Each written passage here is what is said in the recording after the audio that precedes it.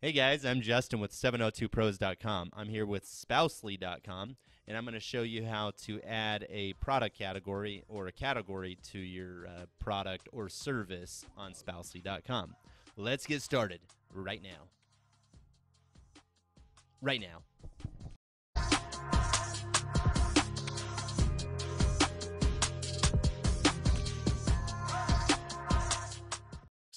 So right now I'm signed in as a seller selling products. So I select product here, and then this little arrow, you click that, and then you're going to see all the subcategories of products. So we have apparel, American, art. Let's say those are my three categories that I want to put in. Once you do that, you go down and you submit.